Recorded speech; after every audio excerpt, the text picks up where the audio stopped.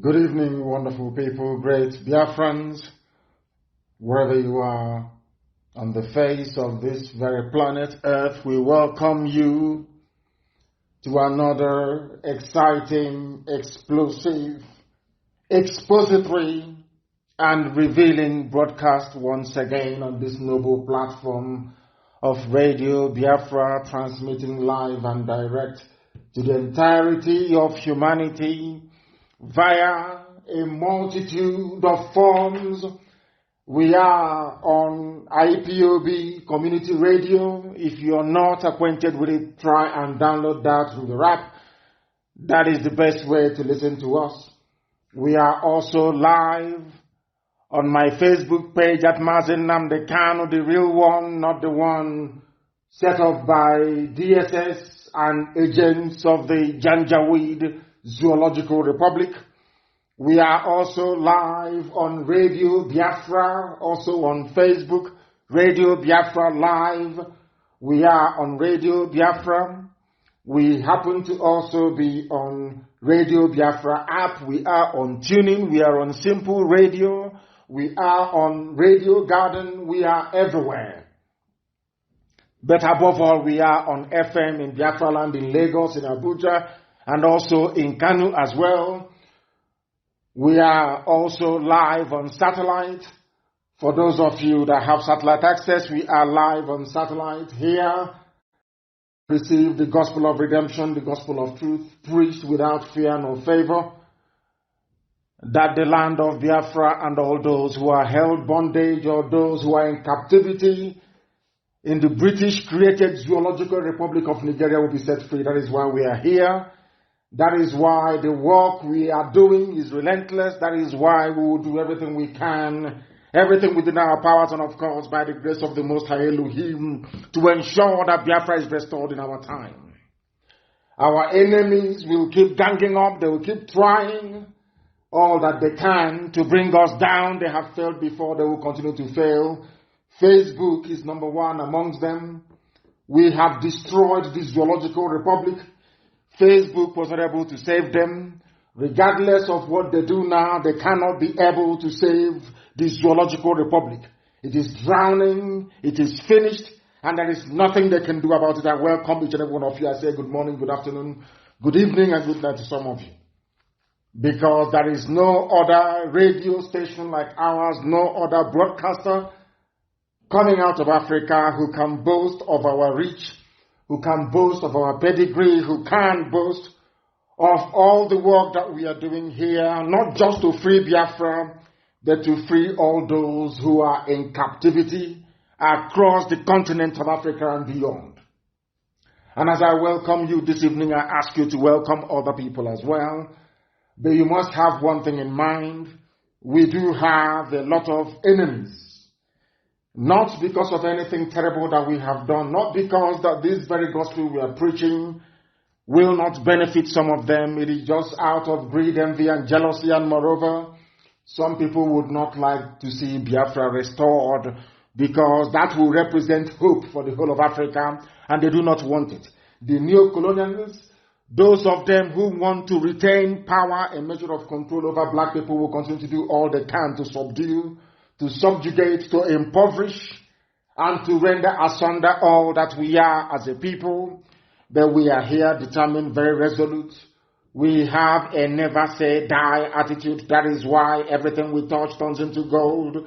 That is why we have made the tremendous strides that we have made, culminating even right now, that even the Janjaweed from the Sahel have now turned around to agree with us. That referendum is, after all, a very good thing. We always win. When I tell you we always win, because we always do eventually. When we started this very gospel, when we started this very mission, we said we wanted a referendum. Most people did not believe it. Most people thought it was far-fetched, but we have stood on that very mantra till this very day, that even those who are direct beneficiaries of the lopsided idiocy that Britain created called Nigeria are today agreeing with us. They now agree that referendum is the right way to go forward, which means we have also won that very argument. We always win. That I can assure you. My name is Nnamdi Kanu. I am the leader of the largest mass movement on the face of this earth, the indigenous people of Biafra. The Most High Elohim, a servant of the wonderful people of Biafra. We are here to restore Biafra, and I can assure you categorically and without mincing any words that Biafra shall be restored in our time, that I can assure you. And far more quickly than any of you could ever imagine. We are live and we are direct, and the whole world is bearing us witness. The time now is exactly 5 minutes past 7 p.m. in the blessed land of Biafra. And I also imagine the same number of minutes past the top of the hour, regardless of where you are, regardless of where you're domiciled. Very quickly, I am going to pray because we have a lot to cover today. I'm going to pray very, very quickly, and then after that, we shall then begin to bring you what we have in store for you. And as usual, I'm going to pray in the language of heaven. The same language that the angels surrounding Chukwukika Biama in heaven is ministering to him and praising him with. Chineke na nke pụrụ m ihe niile. Chukwukika Biama onye anyị na-efewe na isi ala nye onye ọ bụ naanị ya na-achị. Onye ike niile nọ n'ọbara aka ya, Chineke na nke usu niile nke ndị agha. Onye kachasị ihe niile elu. Anyị bụ ụmụ gị onwe gị ka anyị na-akpụ isi ala nye, naanị ka anyị na-ekpere ekpere, naanị ka anyị na-akpọkụtụte ihe abalị eze ebube dị ngọzi. Anyị wee na-aja gị mma, wee na-eto gị, na-asị na onweghị onye dịka gị, Chineke nna nke igwe. Ma lekwa ụmụ gị bụ ndị gọziri agọzi, bụ ezinụlọ IPOB n'ụwa niile, bụ ndị tụrụ ugo eze ndị eze, bụ ndị dịnyere ozi ka ha wee gbasa ozi ọma nke atụghị egwu mmadụ ọbụla, onye nwe m na Chineke nna nke pụrụ m ihe niile, n'ihi na ọ bụ naanị gị bụ onye kere ihe niile kere eke, mana onweghị onye kere ya. Anyị wee na-aja gị mma, wee na-eto gị, na-asị na ịbụ ọka aka, n'ihi na onweghị onye dịka gị, Chineke nna ezi ebube dị ngọzi. Ọ bụ gị onwe gị hiwere ala nsọ gị bụ Biafra, onye ime eluigwe, wee gọzie ya n'ụzọ pụrụ iche, wee sị na ụmụ gị ga-esi ebe a wee kunie, na onweghị mmadụ ọbụla pụrụ ikuni wee tụọ ha aka n'ihu, na onweghị atụmatụ ọbụla dị nke ọchịchịrị nke ndị iro pụrụ iguzozi n'ihu ha, wee na-asị na onyinye nke nyere ha apụta ihe. Anyị wee na-aja gị mma, wee na-asị gị na mma mmadụ dịrị gị, Chineke nna nke igwe, n'ihi na agbanyeghị ihe niile nke anyị onwe anyị gabigara wee ruo n'ụbọchị nke taa, eziokwu gị wee pụta ihe. Ọbụla dị ndị mgbe mbụ bụ ndị na-enupụ isi, bụ ndị si n'ụzọ agaghị aga n'ime eziokwu nke gị onwe dị anyị, ka anyị wee gbasara ụwa niile, ka ha tụlitere n'ụbọchị nke taa wee na-ekwusi ike, na-asị n'ezie na ụmụ Biafra bụ ụmụ Chineke, na IPOB ya bụ ndị dịnyere ozi Chineke ha na-agbasa na ọ bụ ozi eziokwu. Anyị wee na-asị na uto niile bụ nke na-anaghị, nsọpụrụ niile bụ nke na-anaghị, jama niile bụ nke na-anaghị, anaghị efe arụsị, anaghị m akpụ isi ala wee nye arụsị. Iwe kwa anyị nkwa, ọ bụrụ na itigata azụ n'ebe ị nọ wee fee gị n'ime mmụọ na eziokwu, asụ gị ngọngọ, atụghị egwu mmadụ ọbụla, na ị ga-etu anyị ugo n'elu ugo nna nke ebere dị ngọzi, na Biafra ga-eguzoriri. Ọbịa mara iwe na-akpọkụ gị n'ụbọchị nke taa, n'ime abalị, ụtụtụ, ehihie, abalị, ụmụ iwe gwasị ụwa niile okirikiri. Iwe na-agwa anyị okwu, na-ekwusi ike n'oge niile mgbe nnụnụ ọbụla ji alaghachi na-akwụ ya, oge niile ebe ga-akpọkọta ụmụ gị niile n'ụwa niile eze ebube dị ngọzi, ka anyị wee nọ n'ala nsọ Biafra wee jaa gị ma wee too gị, gọzie aha nsọ gị ma bulie gị elu site n'ebighị ebi ma ruo n'ebighị ebi. Ise. I have just prayed in the language of heaven, and we must now proceed very gingerly and very cautiously to the presentation of this very wonderful program this evening. If you do not learn anything from here, admittedly, of course, people have said it over the years that this is the finest university on the face of this very earth. That is why darkness, people who are Luciferians, the followers and worshippers of Satan, will try all they can to stop what we are doing, but they cannot succeed. Not now, not tomorrow, not ever, because we are resolute and we are determined. Because in the end, this very noble family, this IPOB, we always win. There is nothing anybody can do about it. It doesn't matter how jealous you are. It doesn't matter how ravaged you are by envy. It doesn't matter how self-deprecating you may be. It doesn't matter how the amount of self-hate you nurse inside. This very family has been chosen by the God Almighty in heaven to do his work on the face of this very earth, and that is what we are doing. And this evening, heaven will bear us witness, because some people, as I've been saying in the past couple of days, When we started this very effort, some people said, no, why are you doing this? Why are you always preaching? Why are you always on air broadcasting all the time? We said because we are seeking to turn the mindset of black people. We want them to reason like human beings. And I am glad to say today that people are rising up now. They are beginning to reason like human beings. At last, people have emerged to try to speak the way that we do. This evening, I am starting with what I saw and I want it posted on my page. Immediately, please. Immediately, please. Of course, there are a bound of interruptions. You know what Facebook does. If Facebook removes you or stops you from listening via my page, please make sure you go to IPOB Community Radio. Go there. You will be able to listen to us loud and very, very clear and direct, of course. I am going to play something, a summary by a newscaster, or should I say a commentator, on Zoo Television. And I want this very clip posted on my page as we go through it this very evening. I want you to listen very carefully, very attentively. Try to be as understanding as possible. Try to be as discerning as possible. Because if you come to listen to us without common sense, if you come to us without all your faculties clicked into gear and intact, you will not be able to appreciate what we are doing. You will not be able to understand the enormity, or should I say the gravity of this very gospel that we preach on this very platform. This very hallowed platform, this very Radio Biafra. I want you to listen to what I have to play, because what I would love to do every time that I come on air to preach is to set, what would I say, let me call it a foundation. Foundational basically we rest our case. I want to let the whole world understand that we have won the argument and we keep winning the argument. And if you listen very attentively and very carefully this evening, you will know that IPOB has done the job that it was sent to do. Because now people are waking up, people are rising up, people are speaking, even those that you never expected will beginning to do so. Won the argument. This very noble family, this very IPOB, all over the world today, people know that the zoo is dead, irredeemably dead, and there is nothing anyone can do about it. Chukwokikabiama made that possible, but the instrumentality that was used in accomplishing that is IPOB and this very platform, Radio Biafra. It is something that history cannot take away from us. It is something that nobody can take away from us forever and ever. People will record the demise of the Zoological Republic and they will hinge it on the effort made by this very noble family IPOB through the divine intervention of heaven itself. That history may record that we came and we did what we are supposed to do and the zoo collapsed instead. Now listen very carefully, please. Dr. Nnamdi Kanu once said, listen. When two incompatibles meet, they can coexist if only they agree to agree. Yes. Agree to disagree. Yes.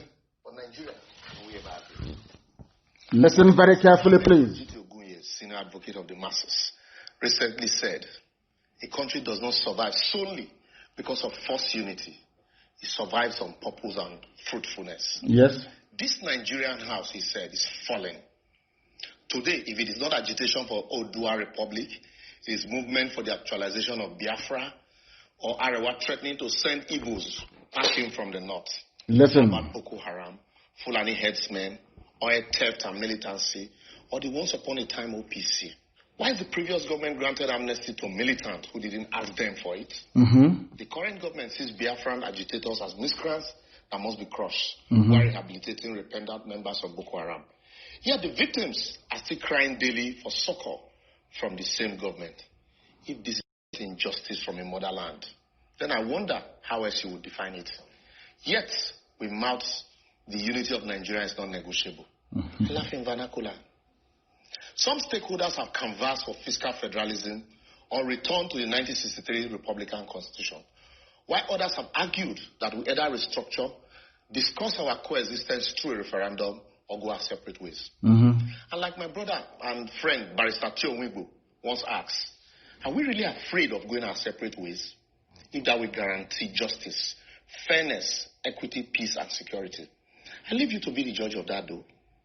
Why countries like Czechoslovakia, Yugoslavia, and USSR have all separated to foster equality, justice, security, and ethnic nationalism, we are here preaching unity in Nigeria, yet we have no solution to the genocide in Southern Kaduna, the illegal but officially condoned arms in the hands of killer headsmen, kidnappers, bandits roaming the country, the technically defeated Boko Haram, the amnesty militant, or the kidnappers? How about the corruption, nepotism, ineptitude, and barefaced selfishness and planlessness on the part of the political class, president, governor, lawmakers, and their likes?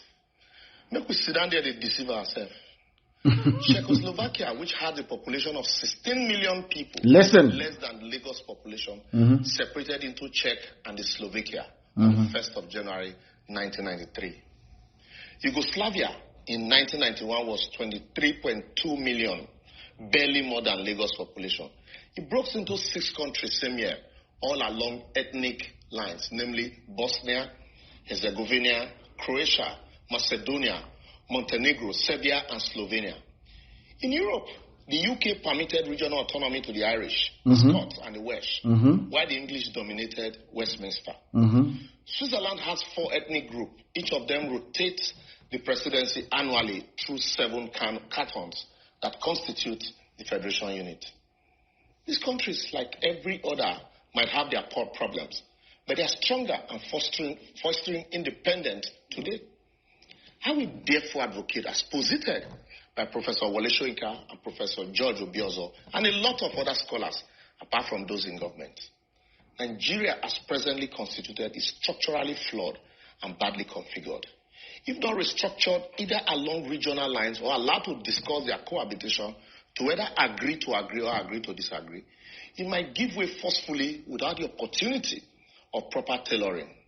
The North, if properly harnessed, can not only feed the entire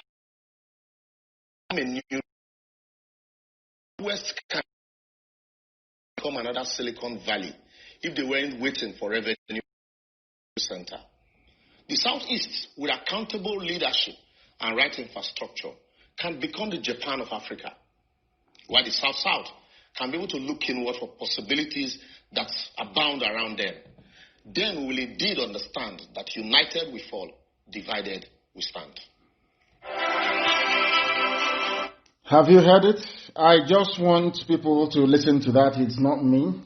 I don't know the name of the young man, but I think his television is Plus TV. He was doing an analysis. He's an anchor. He's a presenter. And he was just trying to give it to the world the way it is. This is something we have been preaching about for very many years. And I'm sure this very young man who made this very excellent summary or synopsis of what is wrong with the zoo, they were one of those who perhaps was against what we were doing. When we started initially, a lot of people rose up out of ignorance. I repeat, out of ignorance, to castigate and to, of course, pour scorn and aspersions on what we were doing. But today, you have seen the work that Radio Biafra has done. You have seen the work that IPOB has done. We have managed to sensitize and enlighten people. No other group of people will take that credit. Of course, credit goes to God Almighty in heaven that made it possible for IPOB to exist in the first place and to use Radio Biafra as an instrument to propagate this very gospel of light, gospel of redemption, gospel of hope, and gospel of freedom. And today, this bug has caught everywhere. People are now rising up to speak in a manner they never, ever dared or dreamt of speaking in the past. And that is a testament to what IPOB has been able to accomplish by the grace of God Almighty in heaven, and also the relentlessness of this very platform, Radio Biafra. Today it is very clear. People are waking up and they are speaking up. And that is why this very evening, I go straight to what somebody who previously never wanted to dabble into such affairs, what he had to say regarding the state of the Zoological Republic. And more critically, the fruit of the alliance between the East and the West, which some people thought was impossible many years ago, but which, of course, by the grace of God, once again, we have been able to bring to light. And that has shaken the zoo up. What the events of the 1st of October of 2020 will remain indelible in the minds of people for eternity. I'm sure when this very generation will pass on, they will tell that same story to their children, and they in turn will also tell the same story to their own children. When I read that Pastor Adeboye spoke about the possible breakup of the zoo. It is inevitable, not possible. People say possible, it is going to break up. That I can assure you it is going to happen. The same way that we are preaching about this very gospel and people said it's not possible. What are they saying? They are miscreants, they are this and they are that. They called us all manner of names. Those people that ridiculed what we are doing, those that called us all manner of names, they have now repented. And they are now speaking in the tone and in the language that we knew that eventually they will come round to speak. What are they saying? Having seen the fruit of the alliance between Biafrans and Oduduwa agitators all over the world on the 1st of October, people who hitherto were a bit reticent, they weren't quite sure what they wanted, they were not quite sure the level, or should I say the amount of seriousness of those of us who are agitating for our own separate republics all over the place. Now that they have become convinced that it is no longer miscreants. Nobody can call us miscreants anymore. It's over. Because that same disease of miscreancy, so to speak, has now affected Oduduwa. It is now in the middle belt. Everybody is now a miscreant. That's what it means. Everybody, each and every one of us now is a miscreant. Not minding what Facebook is doing, because I'm watching now the systems we are using to push this message forward. There is no breakage. There is nothing wrong. Anytime you're listening on Facebook and it appears there is a breakage, is because Facebook is reconfiguring to stop people from joining this very program. That is what they're doing. And people cannot turn around and tell me that people that work for Facebook are more headstrong than those like Pastor Adeboye, that in the past, they didn't want to hear about the breaking of the zoo. They never wanted to hear about Biafra. They never wanted to hear about agitation for freedom. Never, ever, ever. But now everybody has been converted. And we made it possible. By the grace of God, of course. We made it possible. Anywhere you go to, I want you to rise up with every pride and conviction in you. To say that all these people talking today, including Adeboye, you as IPOB family member made it possible. You are no longer miscreants. After the 1st of October, you are no longer miscreants. People now echo the same sentiment as you have been doing. People now say the same things you have been saying. People now see Nigeria for what it is, a zoological republic. People are now saying it is unworkable. People are now saying they are only saying all these things now because IPOB had sacrificed and had died for this very effort. Over the years, we have been relentless. We have said no, that thing we saw, all of you must see it. And now they have seen it. Everybody has seen it. Maybe only Facebook. Once in a while, they refresh. Once in a while, they refresh my page in order to stop you from listening. As I said earlier, we are also on Radio Biafra. We are, more importantly, IPOB Community Radio. Go and download the app and join us there if they don't want you to join. From 30,000 to 20,000, 20,000 to 10,000, 10,000 now to 6,000 to 7,000, that is what they do. But we are all over the place. You cannot believe it. This very gospel gets to 8.5 million people every 28 days. So they cannot stop it. No matter what they do, no matter how they suppress, no matter how hard, no matter how cleverly they write their algorithm to convey a wrong, a misleading and false impression about our reach. Every blessed day, people are coming on board, people are being convinced, people are becoming part of the solution rather than part of the problem. And today I am glad to say that perhaps Enoch Adeboye is now, they have seen what we have seen. Now they can speak. Let me tell you what the news said. Because I have been looking at all the commentary from what I call the Western media. Those of them who said secessionists, they want to secede. Now that Oduduwa, people who are serious have come out from Oduduwa land to say they want freedom. I'm no longer hearing about secessionists. What I'm hearing now are agitators. People wanting to be free, which is a very good thing. But I wish that each and every time they write about this new revelation about the need to divide Nigeria, that people may go their separate ways, that they acknowledge the work that IPOB and Radio Biafra did. I just wish they could. Because if we keep quiet, other people may steal the glory. You just can't keep quiet. Things don't work that way.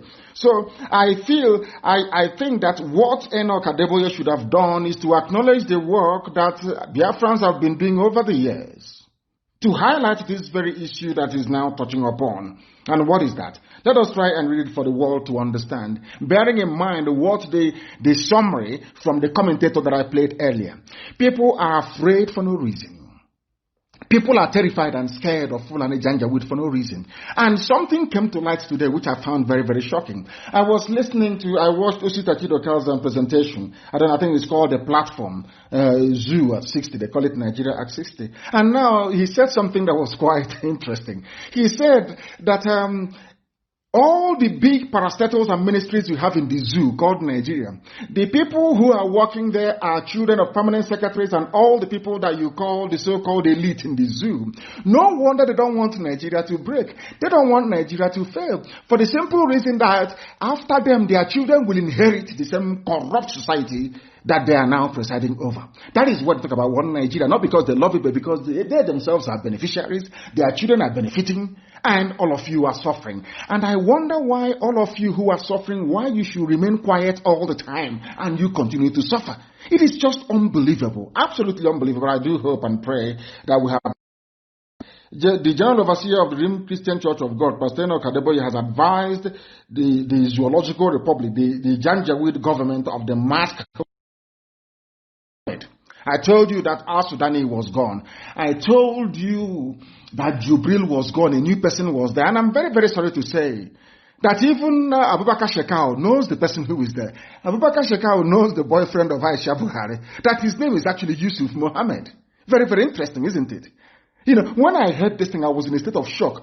I knew, that was why I called. That is to tell you that I never ever, by the grace of God Almighty in heaven, I never ever make mistake in my life. I never do when it comes to Biafra restoration. I told you before, the boy that was there before was Jubril Al-Sudani. As soon as he left, as soon as he ran to Cuba and refused to come back, I knew they put somebody else there.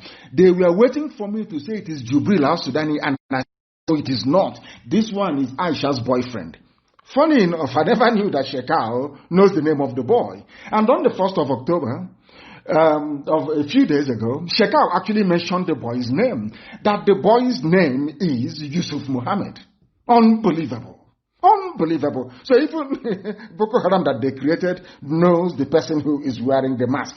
But he referred, Pastor Adeboye said, is the federal government of Nigeria. Is to give Nigeria a lasting solution to secession agitations and its economic challenges by restructuring the country. For the very first time, they have now acknowledged the impact of the secessionist moves being made. We are agitating for freedom. We are not seceding. I know that black people, they have difficulties absorbing information. Biafra is old, over 5,000 years old. Whoever is talking about Biafra seceding from Nigeria, you are drunk or you are not well. But I can understand that the word secession has taken over the understanding, or should I say has eaten deep into the subconscious of people, or to their subconsciousness. And for that very reason, they find themselves resorting to using the word secession all the time rather than just saying it for what it is, agitation for freedom, that people want to be free. Enoch Adeboye is now saying, considering what happened on the 1st, advising the federal government to find a lasting solution to our agitation.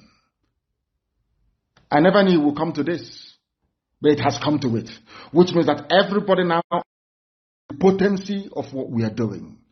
Everybody now understands the potency, the seriousness, the determination and the resoluteness of this very noble family of IPOB worldwide and what we represent before our people. I will continue. Adeboye said, the restructuring of the country must be done as soon as possible to forestall a breakup of the various socio-ethnic components that make up Nigeria. The 78-year-old cleric stated this on Saturday at a 60th Independence Day Celebration Symposium co-organized by the Redeemed Christian Church of God and the Nehemiah Leadership Institute.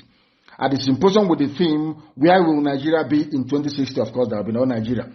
Monitored by a Zoo newspaper, Adeboye proposed the adoption of a merger of the British style of government and American system of government to pave the way for Nigeria's future.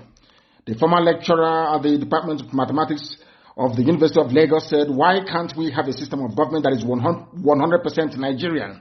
I don't know what he means by 100% Nigerian, because I don't know what is Nigerian. Are you talking about the political system, the monarchical system of the Yoruba? Are you talking about the feudal system of the Fulani? Are you talking about the republican, nature of we Biafrans? What is that Nigerian system that is so unique, that a blend of the British parliamentary system and the US presidential system can give us? This is the difficulties that I always have with people.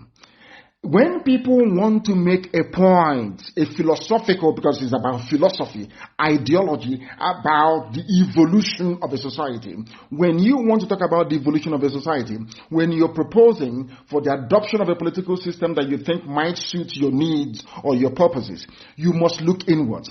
Looking inwards doesn't mean going to Britain or going to USA. You ask yourself a simple question, and that is the starting point. There are ethnic groups there were nations before the white man came. That very system that they were running worked for them.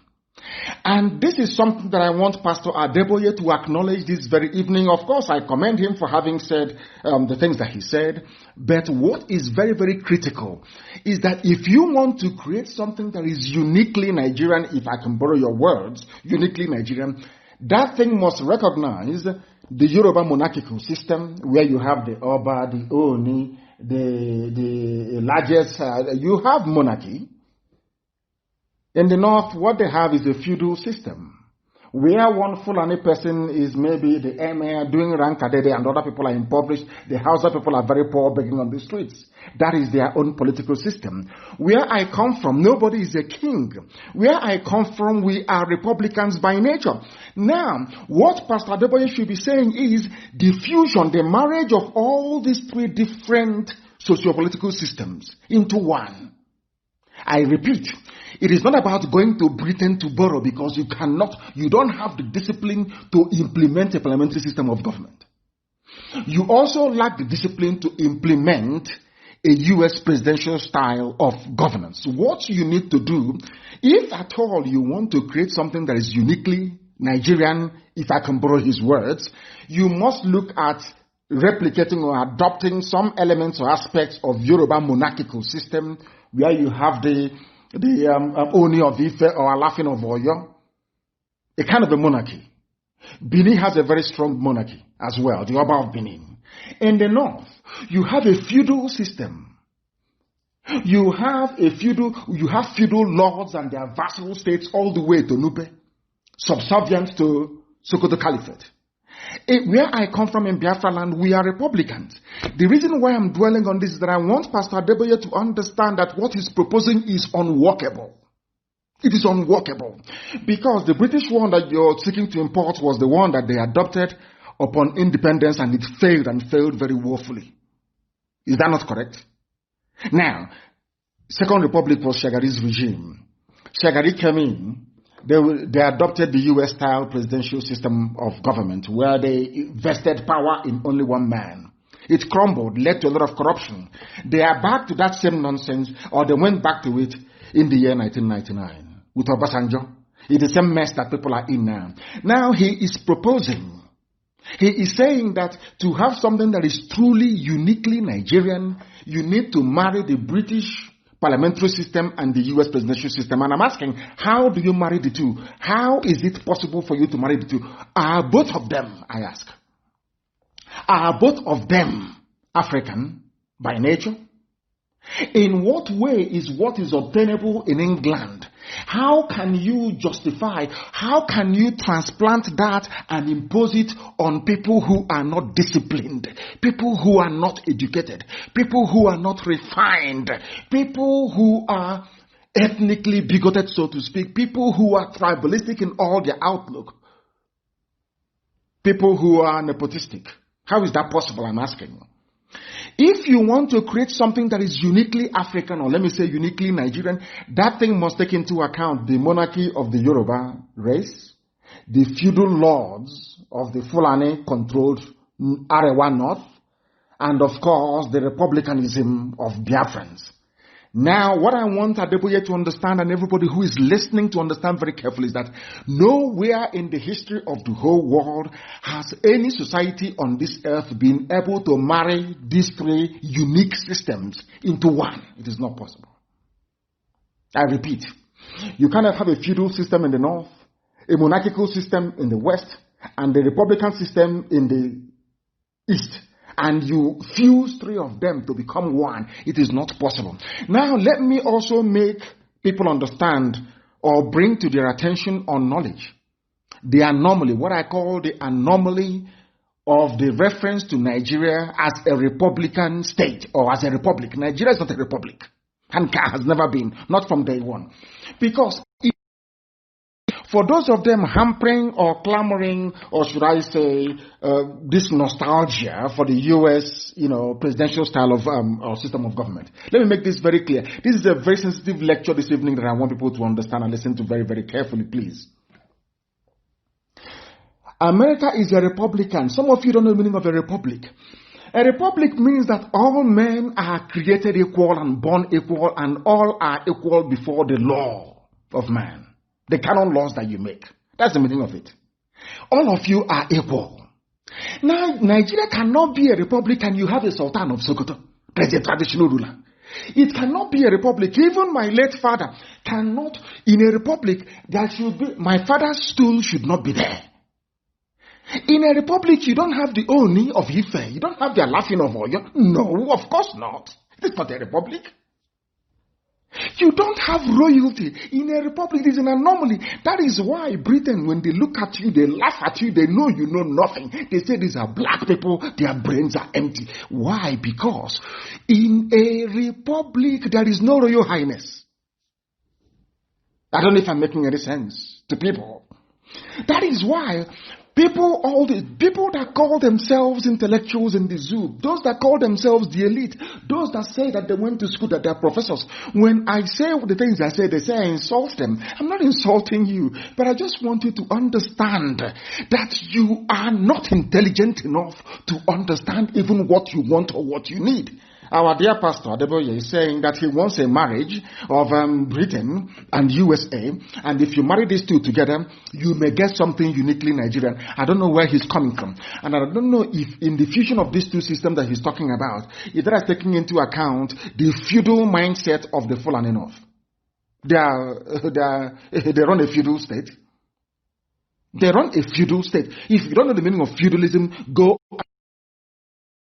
Somebody check the definition of feudalism and put it on my page, please, that the world can see. In fact, put feudalism, you put monarchy and monarchical system, that is what I mean. In fact, what obtains in the West, in Oduduwa at the moment, is not even absolute monarchy, so to speak. I think let us say it is something that maybe you had in Italy during the medieval period, where you had the Medicis, you have all these families and all over the place, controlling city-states. But they are crowned heads. Do you understand? In the north, you have a feudal system. And then in the east, you have republicanism. How can you match those three together? If you ask me to go to the north and bow down before the Sultan of Sokoto, if you present me in front of the Sultan of Sokoto and I shake his hand, everybody will complain he lacks respect. But that is the way the people are. That is how we are. We are Republicans. We believe that all men were created equal. But some people believe that not all men are created equal. And you have those people in a place called a republic. How can you say republic, the Federal Republic of Nigeria, when in that Federal Republic of Nigeria you have royal fathers? I don't understand it. These are the anomalies that I want the likes of Pastor Adeboye to be able to have in mind, to understand that Nigeria is unworkable. Nigeria can never be together. Because these systems, nobody, unless you go to war to conquer and to subdue people, nobody in the history of mankind has been able to reconcile three different systems into one. It's not done anywhere. Britain managed to do it, and they did it with conquest. Britain colonized and managed to use conquest, that colonial conquest that they accomplished, to fuse together into one. Now you understand it. So when our dear pastor is talking about something that is 100% Nigerian, that thing cannot be British, and it cannot be American either. And as I'm saying this, as I say, this is the very first time I'm actually observing what Facebook is doing. Sometimes I look at what we are, now I can see. Every time it refreshes, every time Facebook will refresh it, and if they refresh it, they press down the numbers. If they refresh it, they press down the numbers. I have never seen this before. This is the only time I'm actually watching this very broadcast like any other person is doing on one of the monitors that we have here in front of us. That is what they do. It got to 7,000, they refreshed it, it went back to 6 points, and that is what they're doing. But does that bother us? Of course it doesn't bother us. We continue to preach our gospel as we have been mandated to do. Therefore, Pastor Adeboye said, can't we have a combination of both to see whether it could help us? He is not sure. He's saying another experiment to see whether it will help us. And we are saying, dear pastor, it is not going to help us because Britain is not Africa. It is not going to help us because the United States of America is not Africa. If you're planning to create something that is uniquely African, you go back to the way you were before the white man came. That should be the basic starting point of everything. This is what I call, of course, he has the best of intentions. He is trying to stop the agitation from overwhelming everybody.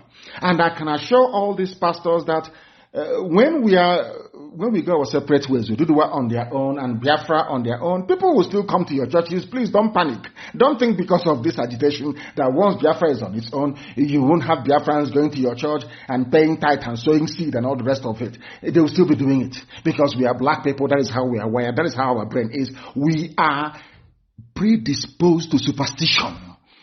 As long as we have people who are superstitious, don't worry, sir. You will get your tithe. You will get your seed. You will get your everything you need. Your offering. You will be getting it. Don't worry about it. But we are going our separate ways. We must go our separate ways. Then should we sit down and have the need to be one people together, then people can sit down and negotiate terms of a union. They can now join a union. For anybody to try to sustain this charade that the white man built, you are causing more harm than good. That is something you must understand. People should not panic and look at their own parochial interest or think, oh, I'm going to lose out, as most of them are now doing. Oh, if I lose out, my children can no longer be leaders of Nigeria and rule people the way that I ruled them. That is what some of them are saying. They want Nigeria to be sustained, that their fraud may continue, and we are saying no to that. It is not possible. Absolutely impossible.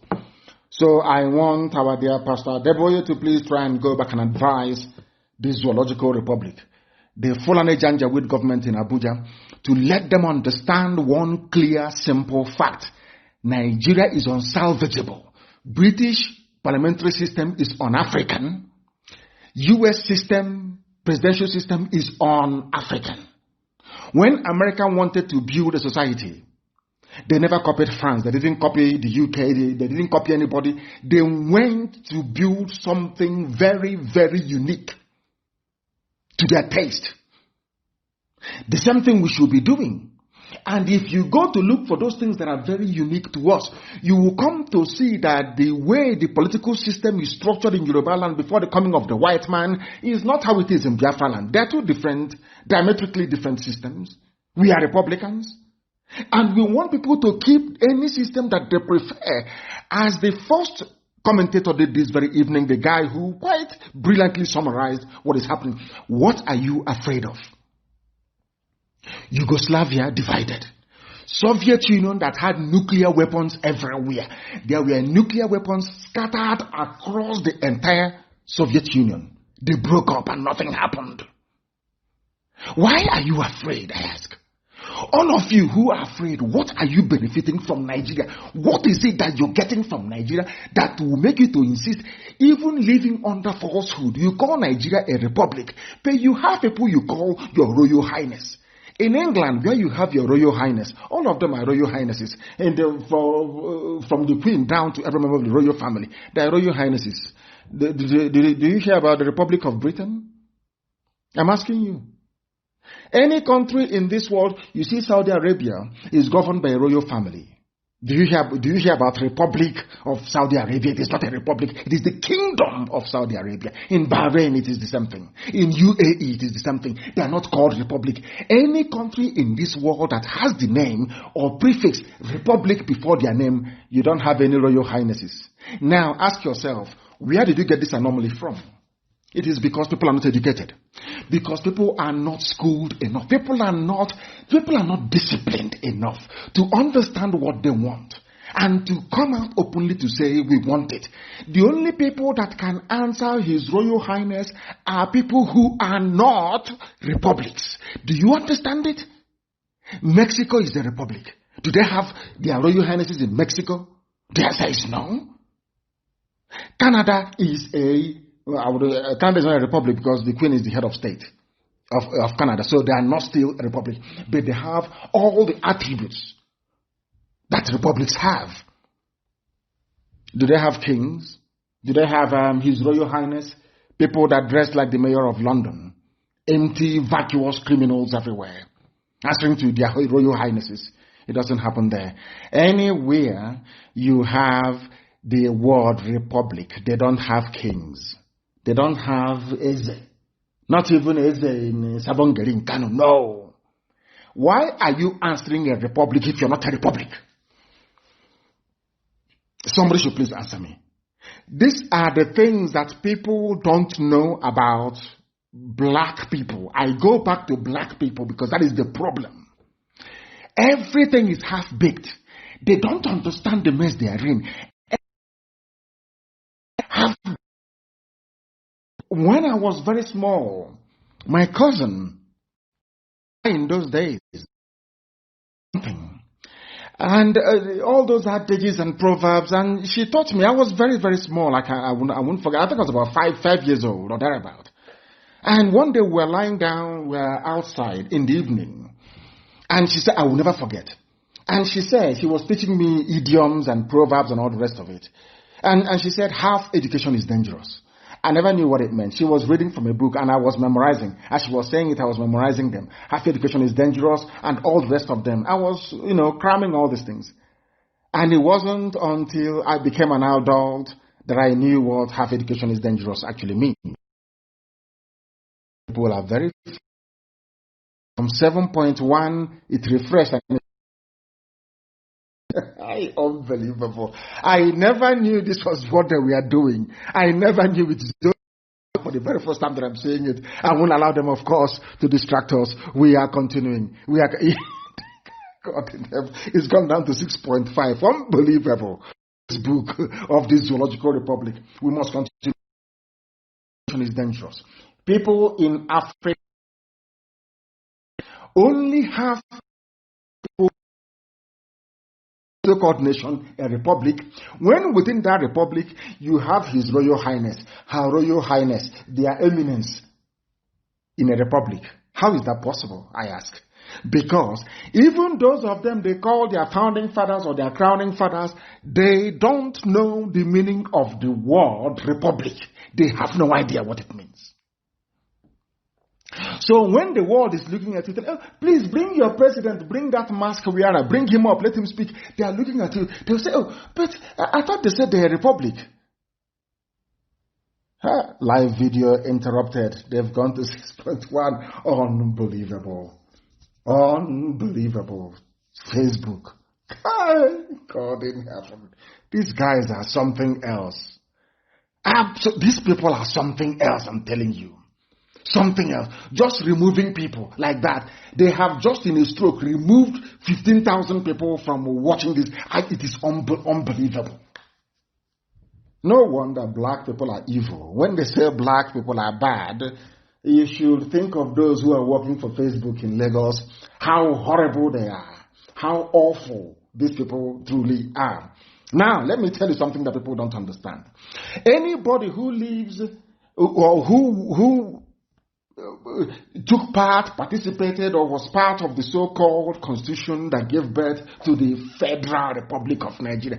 Nigeria is not a republic. Because nowhere on this earth do you have His Royal Highness as part of a republic. And I will go from one acclaimed man of God to another man of God as well, a man that I respect immensely, Archbishop Kuka, or should I say Bishop Kuka of Sokoto Diocese. He wrote, I think it was an audio which was captured by a Zoo newspaper, Kuka to Buhari, that is the mask wearer. Kuka to Buhari, Nigeria literally pool of blood, reset the clock before it's too late. The same thing that Adeboye is saying that they're telling him. And I wonder why is it that in the zoo, people have this attitude of always begging for something. Please amend the constitution. Oh, please can you build road for us? Oh, please can you pay our bus rate? Please can you pay our salary? Please can you pay our pension? Everything is please. Please, we are begging you. I'm talking to you. Why is that the case? You are in a republic where power belongs to the people. You don't need to actually beg anybody. If you understand the meaning of republic, you don't need to beg anybody. You need to demand for the things that you want. That's the meaning of republic. If you don't know, it means power belongs to the people. Now I am asking, why all this culture of begging? You're always begging. Adeboye was begging a so-called Buhari, which is Aisha's boyfriend, Yusuf Mohammed. Everybody is begging everybody. Why do you need to beg him? Why do you need to beg Fulani Janjaweed in Asorok? Why are people foolish in Africa? I don't understand it. Why are you begging them? You can force them to do something. The same way we have compelled them to do something is how all of you must key in or tune into what we are doing to force them, because the power actually belongs to you, if at all you know the meaning of the word republic. If at all you know the meaning of it. Because most people don't know the meaning of it. And we are here to let you understand what it means. Now listen, the Catholic Bishop of Sokoto Diocese, Matthew Hassan Koka, has advised Muhammad Brothers Yusuf Muhammad. That's the boy's name. Aisha Buhari's boyfriend is Yusuf Muhammad. That's his name. I told you before, that is the boy's name, Yusuf Muhammad. Has advised President Muhammad Buhari to look inwards into Nigeria's problem and find a lasting solution to it. But there is no Buhari. I want to let Bishop Koka to know this, and I want everybody to understand this. If you're in doubt, go to my page. Somebody, it's not my video, I didn't compile it, I've forgotten the name of the person who actually did it. I need to give him credit for it. I posted a video earlier today that Facebook, in their infinite wisdom, tried to suppress as much as possible. Of course, they failed, as they will always fail. In that very video, you can see the old. And to make matters worse, the idiot was wearing a mask. Or in fact, he pulled it down and he was talking, and you can see the floppy ear, how it was bent. On this earth, there is no other human being on this earth wearing a face mask with the pomo ear. The ear kanda, you know kanda that we eat that it doesn't have any nutrition. In fact, it will give you cancer because they tend to prepare it with car tire, isn't it? They burn rubber. You know pomo, kanda. Somebody, I don't know what is pomo in English or kanda. Somebody should please tell our white friends what kanda or pomo means. I don't know what it means. Somebody should tell them in English language what it means. If you look at the ear of the man, I am talking to Hassan Koka. I'm talking to Bishop Koka. Please go to my page. You will see the ear of the man. He took a picture with Jonathan where they were deceiving themselves. Look at his ear. Look at his ear, because Jonathan asked them, why do you bring this man to me? Of course, they'll be shocked how I know this. They said, oh, he's very sick. We need to put up a front. Everywhere in the whole world, people have body doubles. And Buhari is very sick. So once in a while, we'll bring out this one to come and greet people. Oh, do you want him to come out and the nation will be disgraced? That was the reason why they are saying, now they are muting, are saying they can bring Jonathan back. Do you understand? Because Jonathan has seen that Aisha's boyfriend, Yusuf Muhammad, is not Buhari. You can see his ear. Now ask yourself, how Jonathan, his ear is not bent. How come Jonathan, they are wearing the same face mask, but Jonathan's ear is standing up, but the ear of this impostor, because it's silicone ear, it is artificial ear, you can see it bending down. Why do people insist on referring to Yusuf Muhammad, Aisha Buhari's boyfriend, as Buhari? I don't understand this, and these are men of God. Bishop Coker is a man of God, a man that I respect immensely. I'm asking him, are you telling me that the God you worship, the Jesus Christ that you kneel down to call upon every day, the same Jesus Christ that went to the temple and drove away money changers, the same Jesus that preached the truth, you claim you're following Jesus Christ and you're referring to that thing in Asarok as Buhari? As a man of God. You claim you're a man of God. You people call yours, in fact, including Pastor Deboye, you people claim you worship God Almighty, the God of Israel. A God of valor, a God of truth, a God that doesn't condone liars and lies. And you come out and you say that thing with the ear that is bent, the ear, but one ear is Buhari. I challenge both Adeboye and Bishop Coker. I challenge any of them to stand up with the Holy Bible and say that man in Asarok is Buhari. I challenge them. I challenge anybody. I challenge any imam. Not the idiot now got somebody like an imbecile. I challenge anybody to pick up the proper Quran and to swear and to say that the man in Asarok. I want an imam to do that, to say this man in Asarok is Buhari. I want any preacher of any persuasion to stand up with the Holy Bible before his or her congregation to say that the man in Asarok is Buhari. His name is Yusuf Muhammad. He is Aisha Buhari's boyfriend. You can see his ear. Unless you are blind, or unless you are blind and you are stupid and you are hopeless and you are a baboon, you are a monkey, you are an idiot, only then can you look at a man with the ear that is floppy like Pomo and you say that person is Buhari. You must be insane. You are a mad person. I challenge any of them, any of their preachers, pick up the Holy Bible and say that the man in Asarok is Buhari. Why am I saying this? Because all of you know where the solution lies. Everybody is suffering, everybody is in pain. There is problem everywhere, insecurity, death, mayhem everywhere. I ask you, all of you, you know the solution to the problem.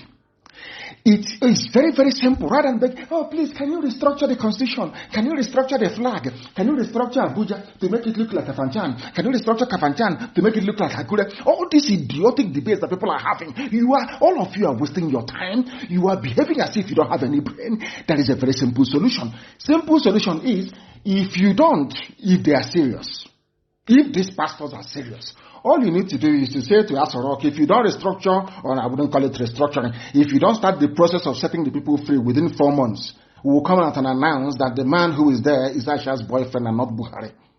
We will challenge you to come out and to prove that man is Buhari. Believe you me, 48 hours, everything will change. 48 hours is also... I said 48 hours, everything will change. If these pastors can be truthful to the word of God, to the Bible that they're holding, if the imams can be truthful to the Quran that they're handling, if people can stop being afraid and come out and say the truth and to say, if you don't restructure, those who claim they want restructuring, if you don't do what we're asking you to do, we the people, if you don't do it, we will ask you to bring this man in the public to address us live, to tell us he's Buhari. Believe all this Boko Haram will stop. Janja, all these Fulani bandits, they will all go silent. But what worries me is that all of these people, including the pastors, including the imams, they know the truth, but they don't want to go for the jugular because they are benefiting something from Nigeria. They must be getting something from Nigeria because there is a nuclear option. Since the Fulanis don't want to reason, since they don't want to listen, there is a nuclear option. The nuclear option is, if you don't do what we are asking you to do, we will question the identity of whoever is in Asorok that you're claiming is Buhari. We will question his identity in public. And believe you me, 48 hours, the doctrine of necessity will set in, and they will set in motion everything to make the lives of the people better. It's as simple as that. Something they can do. So that every day, we are begging. I want the president to please look at the suffering of the people. Who told you that power will concede without pressure? Power in the whole world never can concede without pressure. You must put pressure. What pressure do you have? When you come out on the streets to protest, they will kill you. If you touch them too much, DSS will come and arrest you. Yes, all the pastors, you're not going to break the law. All you need to do is to send a very subtle message, a very subliminal message to say, if you don't start the process of making things right within 4 weeks, I will cast doubt on the genuine identity of the man in Asorok. Believe you me, if people, heavyweight pastors like Emopai and Okonkwo and Adeboye and Koka and Obinna and the likes of Fadede, if these people can come out and very simply, you don't have to do much. There is no need for protest, revolution now, revolution yesterday or 2 days ago. You don't need to protest on the street. You don't need to do anything. All these people, even including newspaper editors, if that is to tell you that people are benefiting. It's just like Buhari's certificate saga. Some lawyers took them to court, and when they got to court, they gave them money and they would do the case. People are benefiting. Because you cannot tell me that you have the silver bullet to cure all the problems of the zoo. You see, our God is a miraculous God. God gave Nigerians a cure for their problem. But being black people, this case of Buhari, dead Buhari and all these impostors, was what convinced me beyond every reasonable doubt that black people are not intelligent enough to be called human beings. I'm being honest with you before God and man. We are not intelligent enough to be called. Now God gave you a solution. Forget all the nonsense. Forget everything you say in the pulpit is irrelevant. God gave you, because they said God cannot give you a problem without a solution. If God gave you the problem, which is Buhari, God has also given you a solution. The solution is the impostor in Asorok, Yusuf Mohammed. Very simple. What's it going to cost you? Nothing. I want people to rise up tomorrow and to say to Asorok, if you don't restructure, those who want restructuring, we are going for our freedom outright. If you, those of you in the mainstream who are afraid of the truth that you want to restructure, say to them, let the likes of Ohaneze, Pandev, and Afeni Fele rise up and say, if you do not give us restructuring within 4 weeks, if they're afraid, they can go on exile to do it, if they're afraid. Say within 4 weeks, don't give it to us. We will publicly call into question the identity of the man you claim is Buhari, the one with the Pomo ear. I'm telling 48 hours. You hear National Assembly will sit an emergency to do everything that you want. It's simple common sense. But you cannot do it in this UG. 2 minutes past 8 p.m. in the land of Biafra, and 2 minutes past the top of the hour wherever you are. We brought you people here where you are now. IPOB, through Radio Biafra, brought you where you are now. This level of consciousness now that people have all over the place, people can now understand they have a problem. Every blessed day, I am saying to Koka, instead of begging, before it is too late, Adeboye is begging, please try and check. It's simple, don't beg. You don't have to beg, because power belongs to the people. You claim you're in a republic, unless you're not in a republic. All you need to do, I'm not asking you to do anything extraordinary. You can write them a secret letter by yourself. Listen to me carefully. This is something that, you know where we come from, we say we go big. People don't know the meaning of it. They don't know the meaning of it. Yes, the crowd or public is strength, yes. Now let me put it to you this way.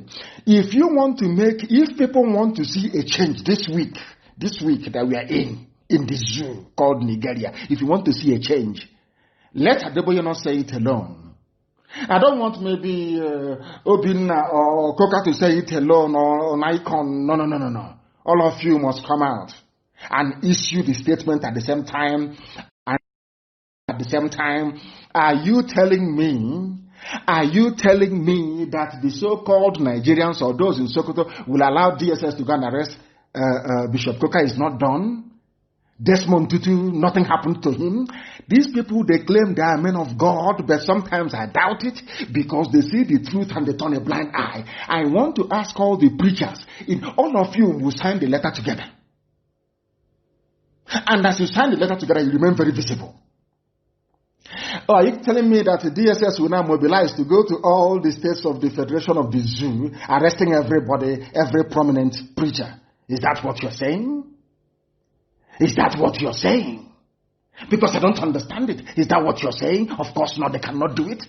Now ask yourself, what is it that is stopping these so-called powerful men of God from doing what Archbishop Desmond Tutu did against apartheid in South Africa? Apartheid was horrible. It was awful. People were dying. There was discrimination. Everything was bad. The same thing now happening in the zoo. And I'm asking these preachers, these so-called men of God of every persuasion, of every denomination, why can't you come together? I'm not asking you to come out on the street to protest. Simply write a letter to Asodok saying, if you don't do what we're asking you to do, we would have reason to believe that whoever is there is not Buhari.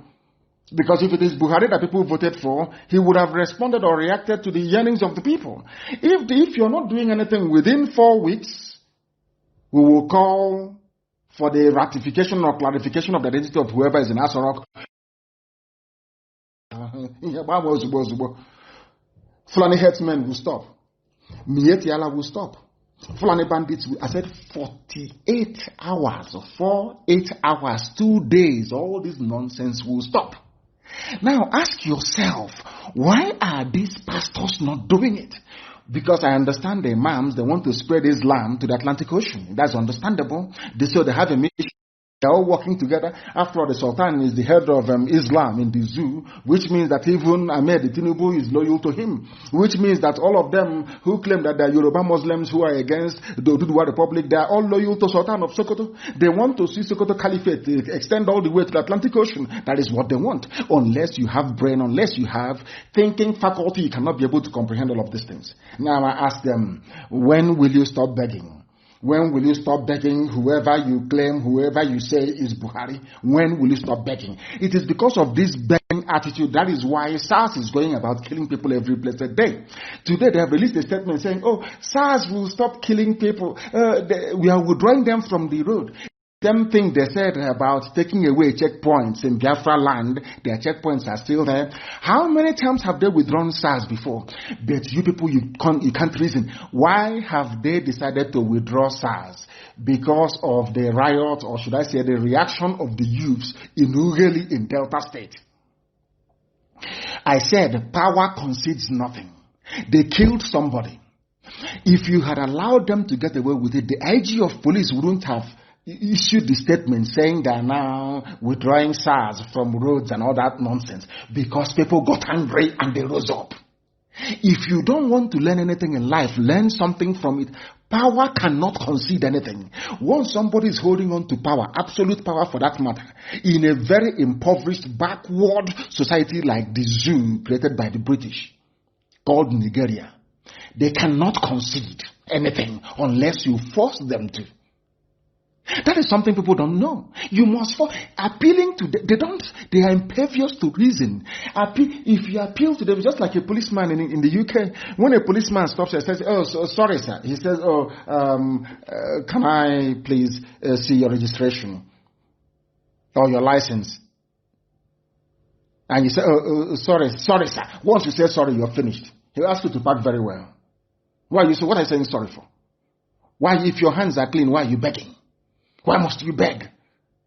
You present your driver's license and you say, I don't have it here, sir. And then they give you a producer. Or they can check on the system to see if they have it at DVLA. In Swansea, that's all. Why are you begging?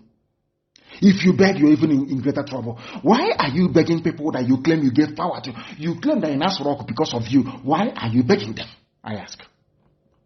Because of your begging attitude. SARS has been killing people, you keep begging. Every day you beg, and they keep killing. The only reason why they stopped them today, if I thought they have stopped them, was because youths rose up and was chasing SARS. Because enough is enough. That is how human beings are. Because power will concede nothing until you compel it to. You don't know that? Now, what is happening? I want that video to be played. I want people to understand before. I want to put this video on my page, please. The video of SARS killing people, dragging them and shooting them dead. And I am going to tweet it tomorrow. In fact, even this night I will tweet it. I want it to be retweeted over 10,000 times. We are going to tweet this. We are going to tweet this very video. We want the world to see how barbaric, how evil the police in the zoo are. And there is something that you people don't know. You see this level of barbarism, you cannot do it in the north. You cannot. So people talk about SARS. SARS is another means, another way of reducing the population of young people in the south. This is something people don't understand. Fulani came with a multifaceted agenda. Every armed service in the zoo has been Fulanized and primed to kill in the south. That is something some of you don't understand. The army is busy killing, burning villages in Andoni. In broad daylight, Nigerian army, yes. SARS are busy killing people. They have killed people so much because they know you people can never fight back. They know you're docile. They know you go to social media and you write, rest in peace, sleep on bro, sleep on sister, and all that rubbish. And they are killing people. They are in Okozo killing people. They are everywhere killing because they know you will do nothing. They know you will do anything. Because their apologies are everywhere. If you try to rise up to do what is right, you will see one of is the integrity of Nigeria? You are affecting the integrity of Nigeria to affect our integrity in our pocket. That is all they are concerned about. Tell me how many times, I ask everybody now, tell me how many times SARS have gone to Kanu, to Katsina, to Sokoto, to Meduguri, to kill people. How many times they said our community radio has stopped? They said it has stopped. I don't know, everything is fine here. Everything is fine. It's streaming okay. Please make sure that you have enough data, please.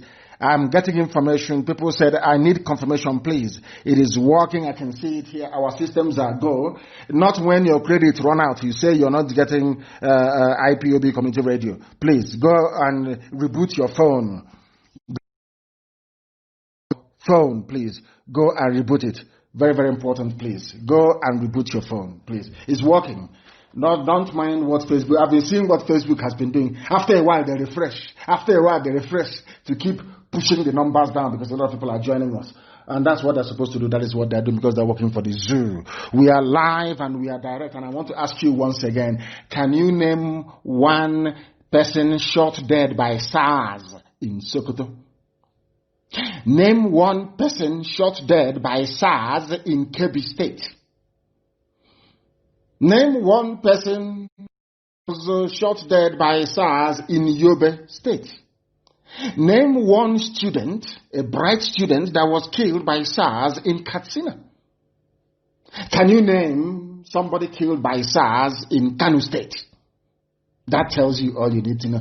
But you see, our people in the south are very foolish. Very, very foolish. You know, they love all this political correctness, all this garbage, all this nonsense, one Nigeria this, one Nigeria that, as if they are fools. The person you're doing one Nigeria with is colonizing you, conquering you, raping your mothers, abducting your daughters, ethnically cleansing you every blessed day. And you're joining him to shout one Nigeria because you're foolish. And I keep asking, tell me where SARS has killed anybody in the north. But SARS is an instrument of destruction to kill young people in the south. Yet some of you don't know this. All the evidence are there. It is glaring. It is glaring. It is there for all to see. But you can't comprehend it. The video is very, very harrowing. SARS only operates in the south. And this is the place where you want people to remain in one country, where you want to amend, where you want to fix. And I want to ask all of you saying, let's fix Nigeria. What do you stand to gain from it? A country where the army is busy in the south killing innocent people, the police are busy killing innocent people, they formed a special unit, the SARS, killing people. Have you not heard that ordinary civil defense was also killing people? Why don't you people reason? These UG black people. What is wrong with you? Why can't you reason very well? I keep asking you, why is it, if SARS is federal anti-robbery squad, why are you telling me there is no robbery? Isn't SARS needed in the north where there are kidnappers, Fulani bandits kidnapping people every day, Mieti Allah terrorists everywhere? Why are they in the south? Because people don't reason very well. Fulani have planned, they are advanced, they planned this thing for very many years, and they are funding it very, very well. They have weaponized every instrument of state and designed it to deliver one singular agenda, which is Fulani domination, Fulani conquest. The sooner some of you idiotically remember this, the better for all of you. These are the things you need to know. You must know these things. Anybody praying for one Nigeria, hoping that Nigeria will be better, that person is benefiting from Nigeria. If not them, then their children are benefiting from Nigeria. That is why SARS will be down in the south where you claim you have professors and intellectuals, and nobody has been able to ask, how come SARS are not killing people in the north? How is roaming all over the place in the north? No one is killing them. The SARS is in the south, killing innocent people, going through their phones. Is there is no privacy? Which law gives you the right to go through somebody's phone to determine the way you dress, that the way you cut your hair looks like you're a member of a cult? What sort of nonsense is that? These are the things that Fulani brings to the table. They are primitive, they are very crude, they are not refined. Some of you fail to reason. Some of you are playing one Nigeria. You want to be a good Nigerian and detribalized. As foolish as that sounds. Whereas the people you're detribalizing for, they are tribalizing you. Fulani is all over the place. All the people are in positions of power. They remove your people, they put their own people in. You cannot see it because you're blind, you're foolish, you're hopeless. You're a zoo animal in a British zoo. That is to the point whereby they brought in Aisha's boyfriend Yusuf Muhammad in power with mask, which you can see the ear. It's not as if you cannot see the ear that is bent, the pomo ear. You can see it very clearly, but somehow your foolishness and your stupidity will not allow you to reason properly. That is what makes you an animal.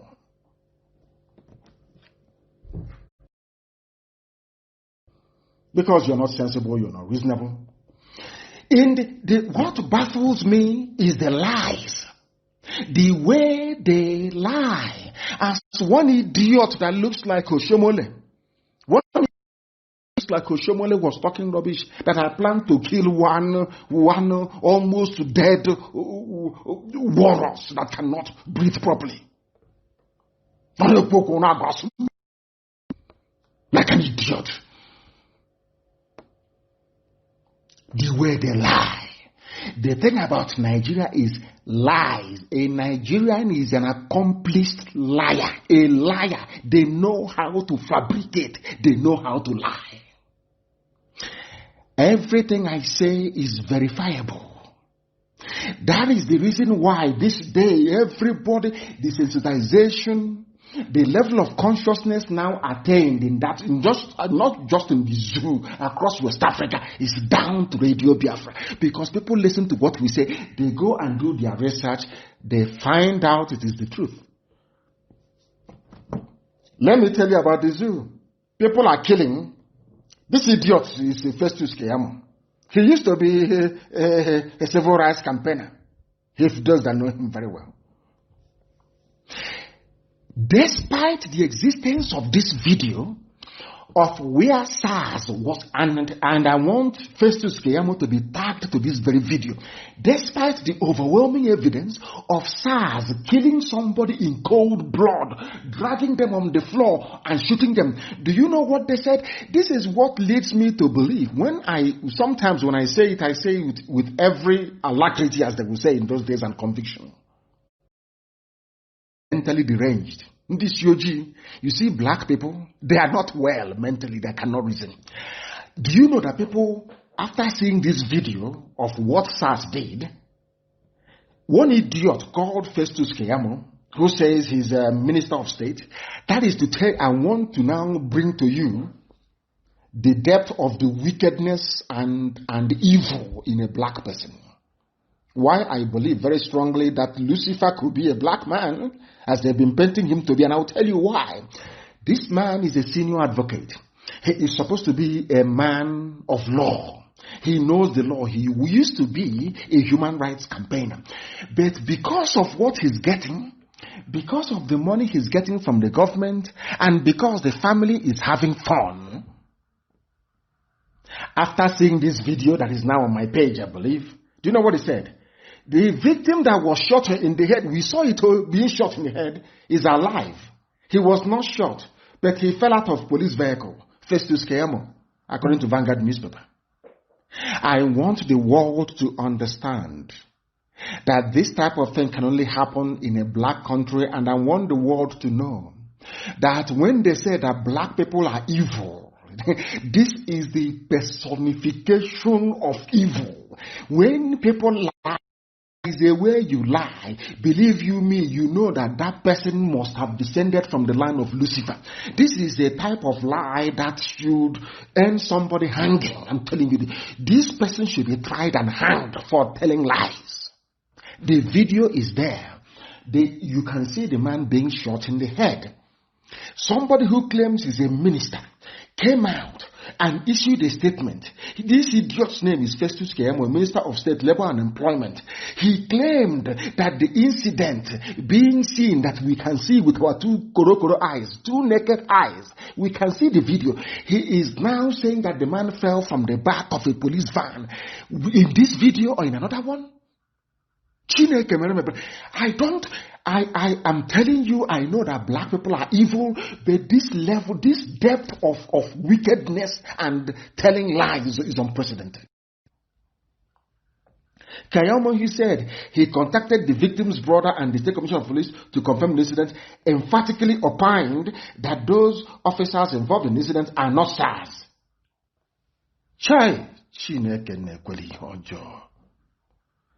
Because this man is eating money in Abuja. He's highly paid. He's now part of the establishment. He used to be like Shomole, the ugly monkey. He used to be like him. But do you see how they change black people? A few coins. Like those that claim they were freedom fighters. Today they are hoteliers. Today they are renting hostels to students. Today they are building universities all over the place around Africa. But they are freedom fighters. And after seeing all these things, people foolishly call them freedom fighters. That's how you know how foolish a black person is.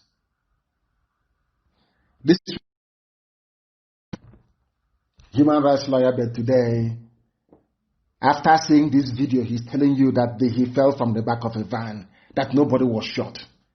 And this is a government minister lying as if that is not a grown-up man, a senior advocate of Nigeria, advocate of law. Black people, may Chukwuka Kabiama have pity upon your deadly souls. SARS, Special Anti-Robbery Squad, is a terrorist group. From tonight, we designate them a terrorist group. We are killing people, they will not go free. They are a terrorist.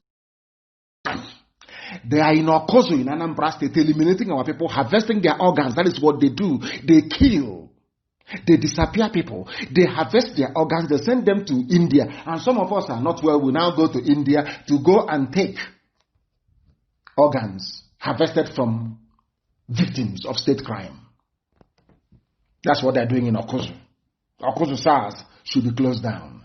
Completely shut down. There should be no SARS in Anambra State.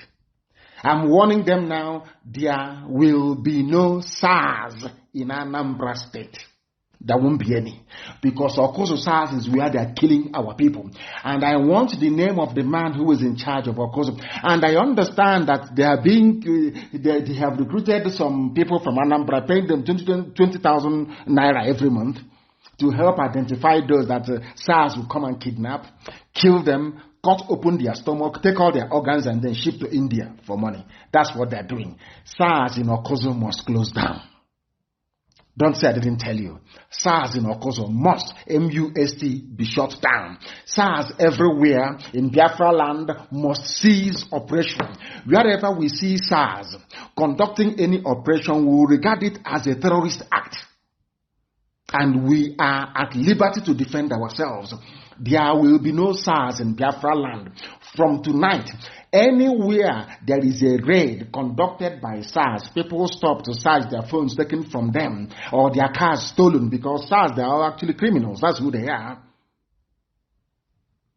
We will treat such as a terrorist incident. Don't say we did not warn you. This SARS, made up of Fulani people, they have recruited some criminals from the south. They have been killing many innocent people, and a few foreigners, for that matter. Steady attack every blessed day. And I understand that the SARS in Okozo are busy taking people, IPOB family members, taking them to Okozo and killing them in Okozo. I hope people are listening. If I hope you are listening, what SARS are doing. The pig in the creek, I hope you are listening. You can no longer breathe properly, you can no longer walk properly. You have stolen so much money as a freedom fighter you claim you are. You are a thief, you are a rogue. You can hear now. Before you can do your video for your masters, your Fulani masters, before you do video for them again, so that you can impress them. I hope you're following. I hope you are listening very carefully to what they are doing, to what SARS in Okozo are doing. I hope you are listening. Hey, these people are attacking our system tonight.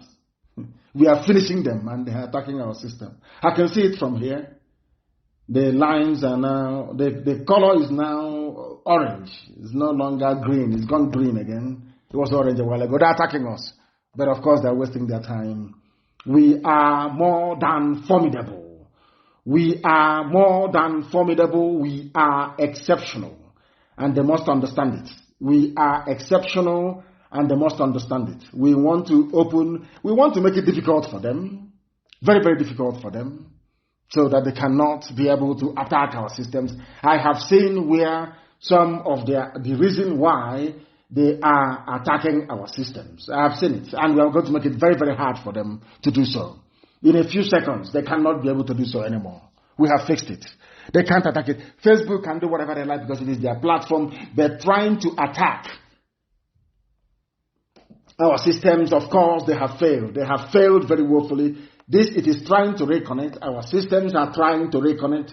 It is going through what it calls a transition. So there will be a disruption on FM. There will be a disruption on the app.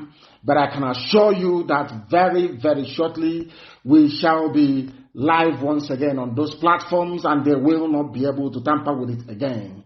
They will not be able to tamper with it again. It is coming back on stream right now, and I believe that it is come back. I believe it is back now. It is back. It will take maybe about 30 seconds for it to reflect, for my voice to reflect on the FM and also on satellite and our app ultimately. Our app ultimately, yes, I believe that it is going right now, and that's it. They are no longer able to tamper with it anymore. That platform is now secured. They won't be able to tamper with it. We must proceed this very evening. We are warning SARS and all those Mandela Hotel, those who freedom fighters that want to be like Donald Trump, building hotels all over the place. Before you go and do your next video, I want you to warn your friends in SARS or Okozo for that matter. SARS or Okozo must be shut down. Must be shut down. SARS or Okozo must close. Because they are killing people there and harvesting their organs. That's what they're doing. SARS, Okozo. And that's, you know me, I can't allow that to happen. It won't happen. They are the ones killing people all over the place in our land. SARS are the people killing because their mission is to fulfill the purpose for which they have been set up by their Fulani masters, which is to come and to kill. They rob, they steal, they are the armed robbers. They claim that they are the ones, the hypocrisy of Nigeria. They claim that SARS, they are there to fight armed robbers, but they are the ones who are the armed robbers. They are the ones killing, they are the ones pillaging. That is why our media person in Oba, federal SARS are busy molesting and arresting family members in the community in Iguacha with the help of the Obe Akpo youth leader, somebody called Chinyere Wampa. He is the one reporting people to SARS, and SARS are coming to his village. That is the thing about the South. These people from the South, I don't know what's wrong with them. Maybe sometimes I think you people deserve to be colonized by Fulani people. The way you behave, the way saboteurs, I don't know why you come out to betray. To betray is in your system. That's all you do. Betrayal. This one went and called SARS to come and arrest people in his village. The people he's calling are those who are in the farms raping his mothers. He's calling them to now come and kill his brothers and his sisters. And you're telling me that our people are normal. Most of our people are not normal, but we shall find them. We'll find them. Every saboteur, of course, will find you. Don't worry about that. After all said and done, we are always right. After all said and done, we are always right. If somebody said to some people before that Arewa Consultative Forum will come round to the position of IPOB, none of you will believe it. And for the very first, I wouldn't say for the very first time, on occasions, Ohanese have been, should I say, compelled to do the right thing. I like the response that Nyanwodo gave to them. Nyanwodo said to Arewa Consultative Forum, this thing you're saying now is what IPOB has been canvassing for. In other words, you came for Operation Pattern Dance 1, Pattern Dance 2, Pattern Dance 3, Operation Crocodile Smile, and all the rest of it. To come and crush, as that idiot, when Jubril came, they gave him the mask. You were saying, go and crush them. Crush every opposition, challenging the integrity of our nation. They failed to tell them, asking for referendum. IPOB was asking for referendum. Do you know the irony of the whole thing and the beauty of consistency is that eventually people come round to your position. After many years, because of this referendum, they came to kill us, not once, not 2 times, not 3 times. But today, the people that sent soldiers to my house to kill me are today saying the same thing, that they too want referendum. Isn't that very funny? Isn't that very ironic? When we started, they said, oh, what are they asking for? We don't even... This was the same people, Garba Shehu, because he's one of them. He's a terrorist, of course he is, although he's a press secretary or whatever, senior assistant to Yusuf Mohammed, Aisha Buhari's boyfriend. He said, we don't know what they're asking for. We don't even know what they want. I'm telling Garba Shehu tonight, I'm telling the whole of Arewa, including Sultan of Sokoto, the Emir of Kanu, all the rest of them, all this Janjaweed, I'm telling all of you. Now, what we are asking for is something that Arewa Consultative Forum have asked for. And isn't it very ironic? I don't subscribe to the position of Ohanese. I don't. Restructuring is rubbish. I don't subscribe to the position of Afenifere, though I respect them very much. I don't subscribe to the position of Pandev or Middle Belt Forum. I don't. I believe in what, for the first time, I believe in what Arewa Consultative Forum said, because that will solve all the problems. Let there be a referendum. But of course, it's just mere words. Just mere words. They will just say it, they mouth it. It doesn't mean that they mean it. They don't mean it. Of course, they are not serious. They just open their mouth and they say it. They are not serious at all. Because if they are, they should push for it. And that is what everybody should be asking for. Not restructuring. Anybody asking for restructuring has something to gain from Nigeria. They are benefiting, their children are benefiting. That is the only reason why. People, why don't you ask the people what they want? I am a Democrat. If tomorrow people go and vote and say, oh, I want to remain as part of one Nigeria, oh, bye-bye, oh, well and good. I will never bother anybody. Why don't we allow the people to decide? Now, Arewa Consultative Forum has come round to the position of IPOB. The same position led Arewa. What's his name again? Is it what's that? One of those glorified Alamaji. What's their name again? It says every time Second Republic lawmaker. What's his name? Somebody should give me his name. There are 2 of them in the north. They're always talking rubbish. from Arewa Consultative Forum, or is it Northern Elders Forum? I don't know what it is. You know them? Is it Tanko Yakasai and the other one? Two of them. Have you seen where they have come to? I want to let Tanko, all those people talking rubbish against IPOB from the north, I want you to hear what ACF said, Arewa Consultative Forum. We can have a referendum on whether we want Nigeria's continued existence. We don't have to go to war. Are you hearing from Arewa Consultative Forum? These are the people that Britain gave Nigeria to. I don't know if people can understand what I'm saying. The people that Britain handed Nigeria to are now saying that let us have a referendum. Which people made it possible? IPOB. Indigenous people of Biafra. Consistency and resoluteness. After killing us because of the same referendum, after shooting us dead every time, incarceration, imprisonment, they have now come round to say we want a referendum, the same thing we asked for in the beginning. And for the Wood actually stood up and said yes, IPOB has been. I was shocked when I read it. Let me see if I can go through and see where. In fact, those are the things they said. The particular one that had that Wood made that very comment will be published very, very shortly. It will be published very shortly. But Arewa Consultative Forum gave a press statement or interview, so to speak, and said they now believe in referendum. The same thing we have been campaigning for. The same thing we've been asking for.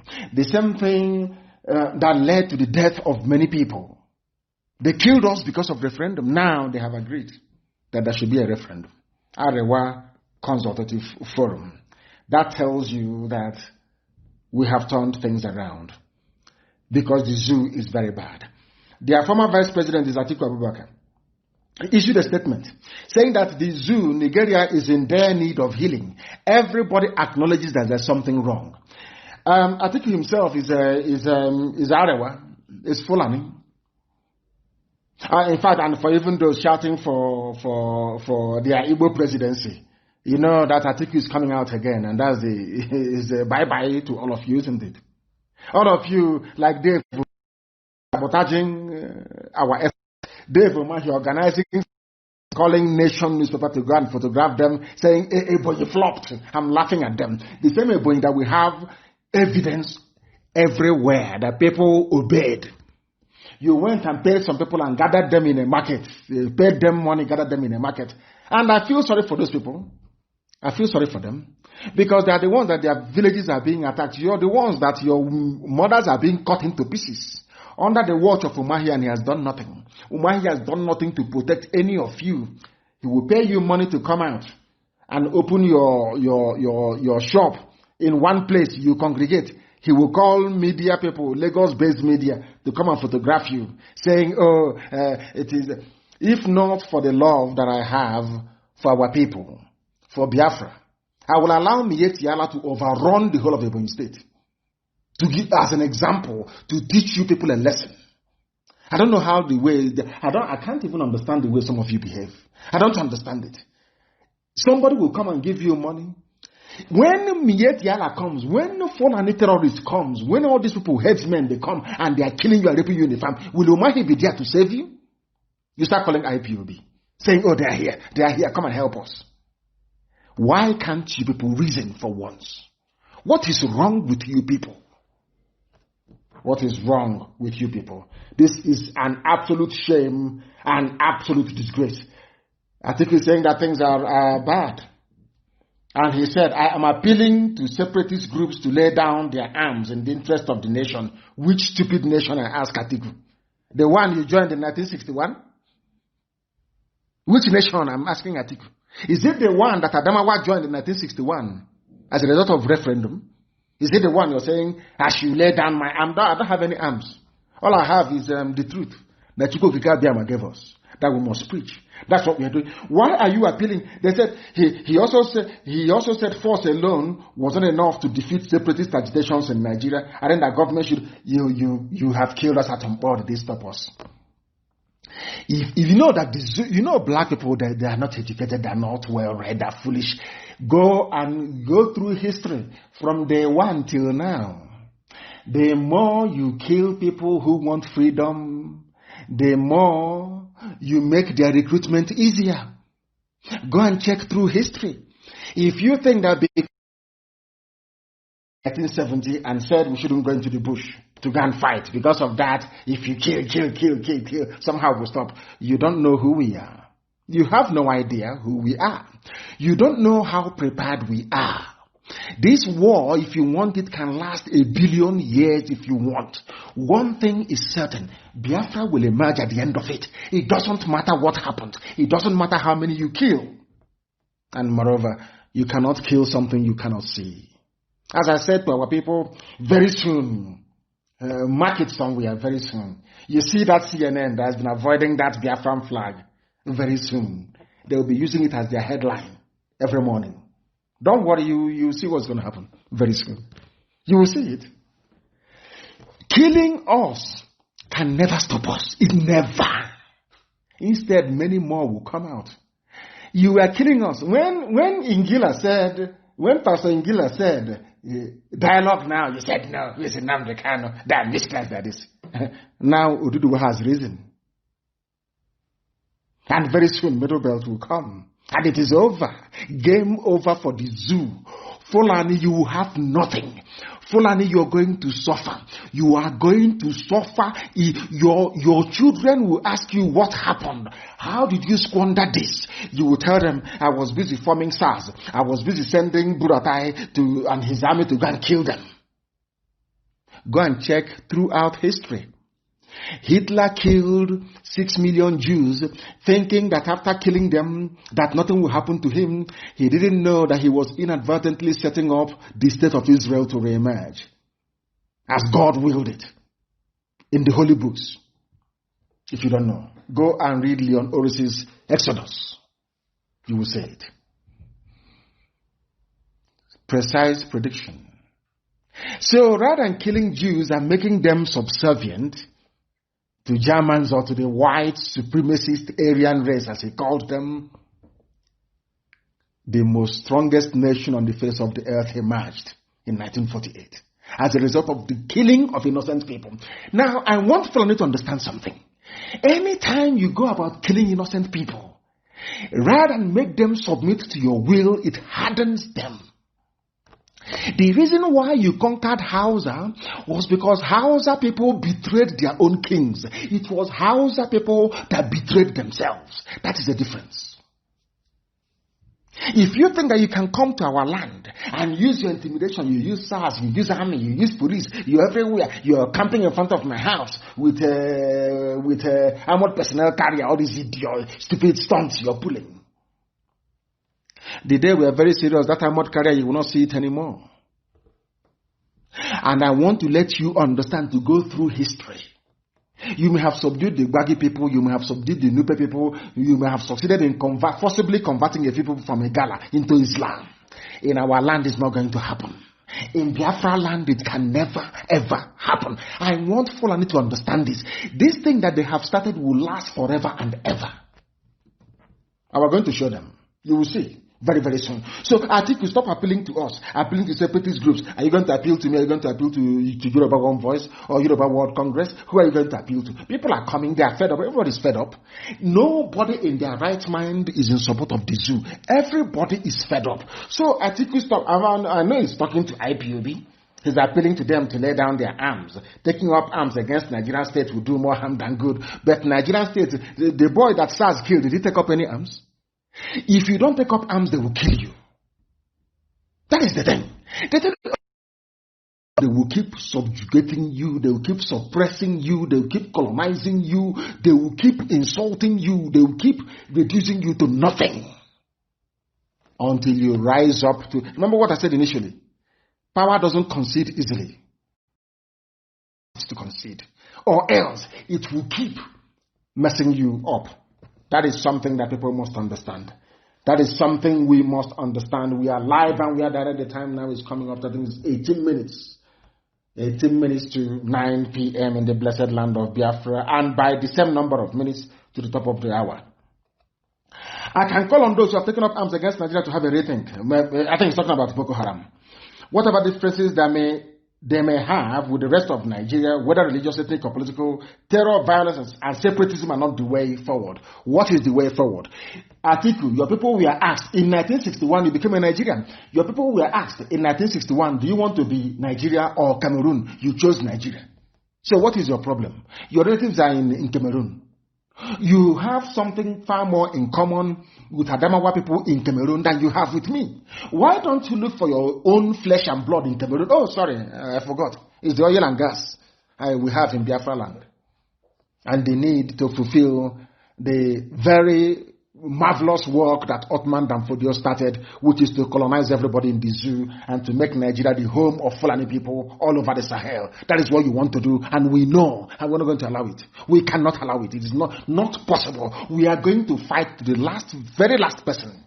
We are going to fight with our courage and the truth that we possess.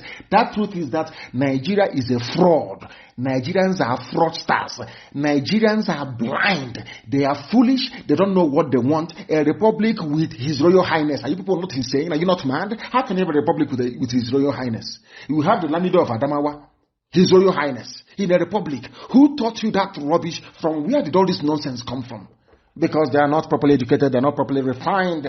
These people are not cultured, they are not taught properly. All they do is have a certificate as Ambodo. Now, I've been in a waving certificate. I have PhD, I have SSD, I have BHF. Rubbish, rubbish, rubbish, rubbish. They're intellectuals, they're professors, they are in a zoo claiming to be a republic, whereas they have their royal highnesses. How absurd can that be? So, with all due respect, please. He said in Ireland, in Israel, and the Balkans, such groups have seen the wisdom in giving up armed struggle. And I want to correct you, please.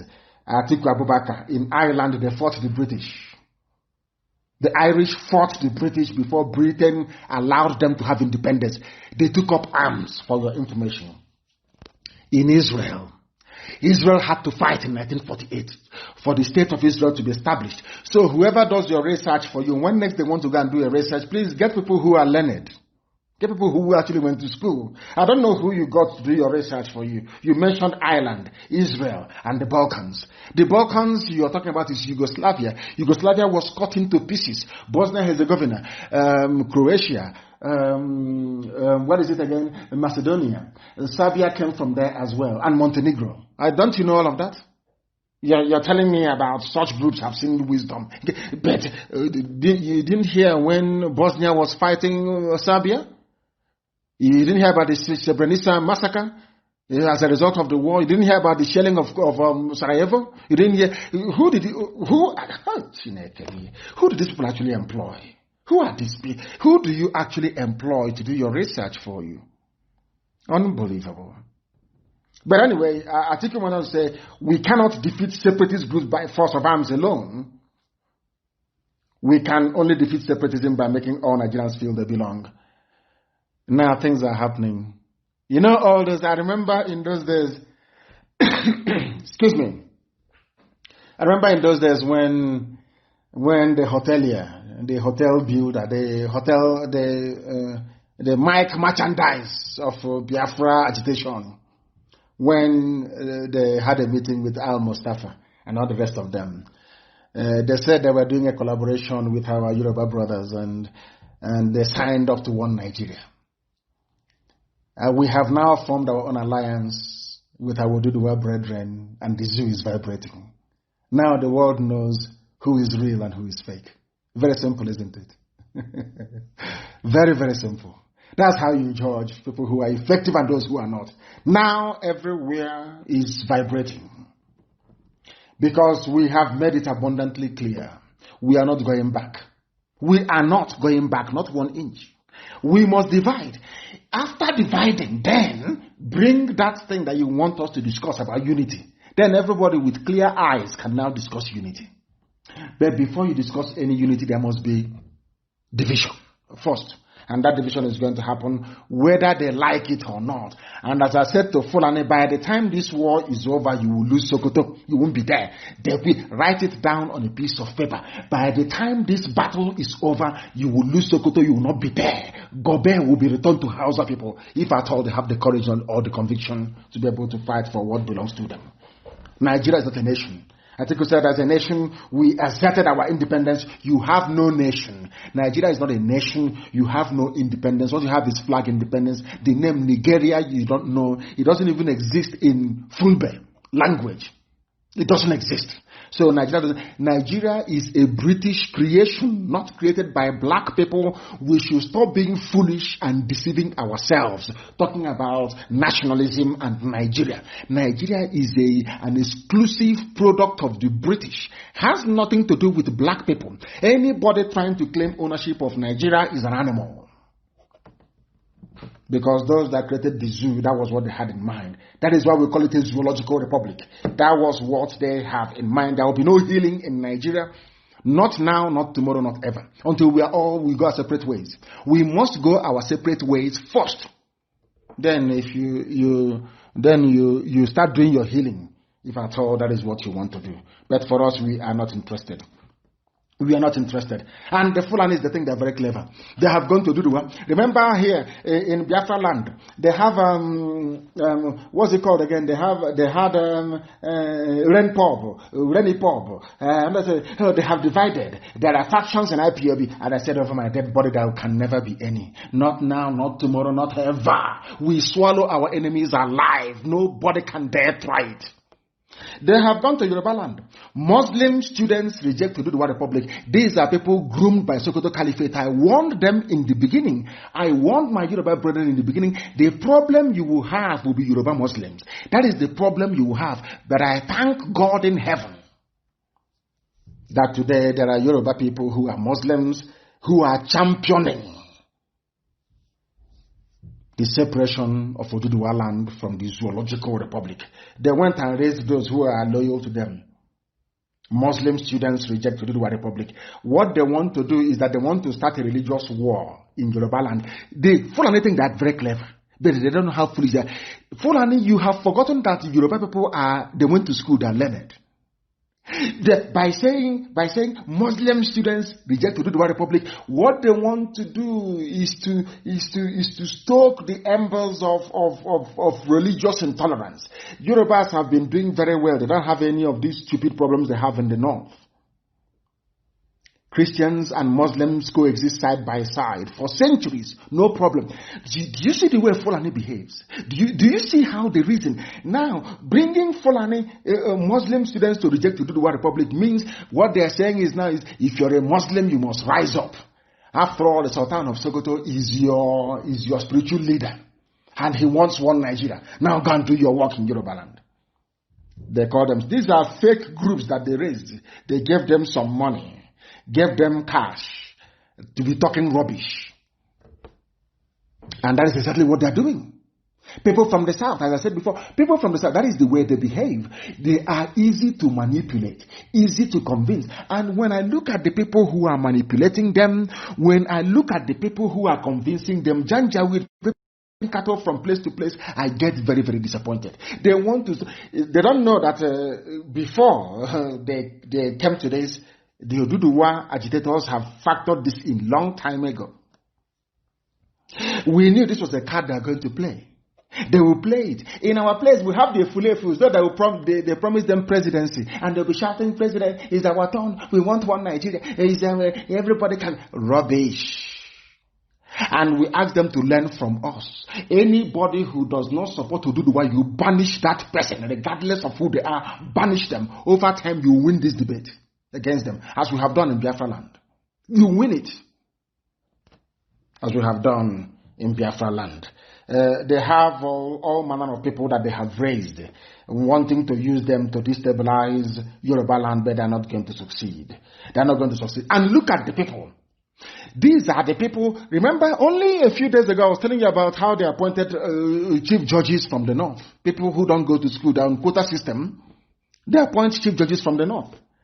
And do you know the funniest thing is that they have now gone, maybe they have seen Ngozi Okonjo-Iweala, angling to become the new World Trade Organization president or chairperson or whatever they call it.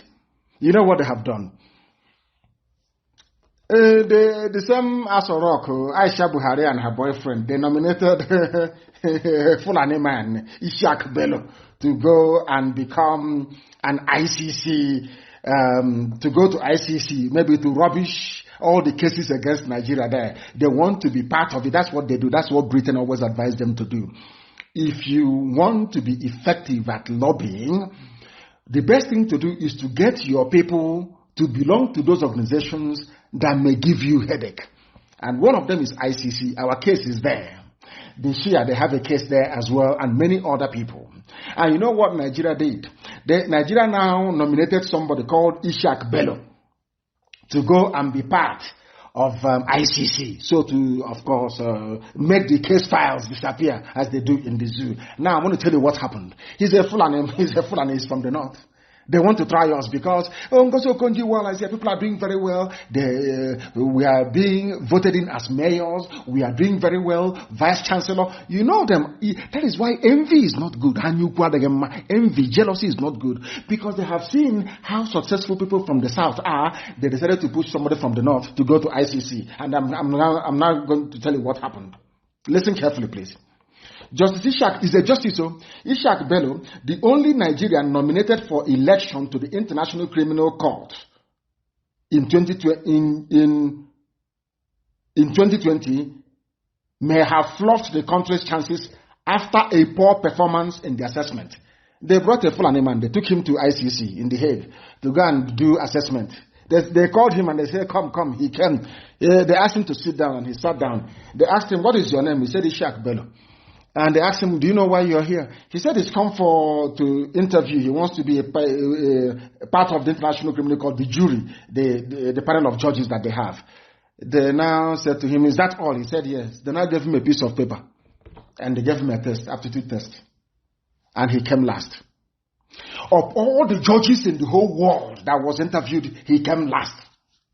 He didn't write anything. But he is a Justice Ishak Bello.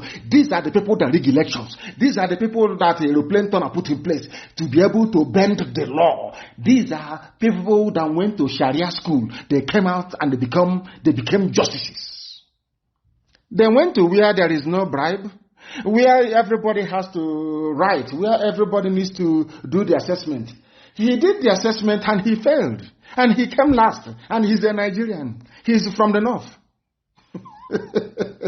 He wants to be like Ngozi Okonjo-Iweala. He thinks he was rejected. Please look for the news and publish it. Look, the headline is Nigerian nominee Ishak Bello ranked low amongst 20 contenders for ICC job. He came last. Zoological Republic. He is a justice. Quota education. A justice, he went to Sharia school. These are the people that are pointing to the positions of justices of the Supreme Court without anybody from Biafra land. Nobody from Biafra land. No, nobody. These are justices. He came last. Obru class in Ishi, because they saw Ngozi Okonjo-Iweala waxing very strong. They have heard about people from the south doing well all over the world, doing very, very well. They said, oh, why not us? Let us push somebody. And they foolishly pushed somebody called Ishak Bello. He's a justice. These are the type of people that interpret law. He went to where there are genuine justices, where there are judges, men of the jury, men of law. And he came last. Zoological. Please look for the news and publish it. Nigeria's nominee, Ishak Bello, ranked low amongst 20 contenders. You know, only 20, he came last. Last. These are the justices you have in Nigeria. This is the country that Atiku wants me to belong. This is it. Quota judge. Have you seen it?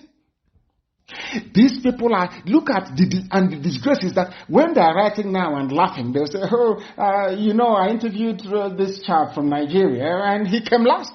And you go and you present your passport as a Nigerian and they're looking at you like the monkey that you are. looking at you like a moron, like an idiot you are, because the person you call a justice in your country came last in an assessment. Came last. Janjaweed. That is what they have done to your brains.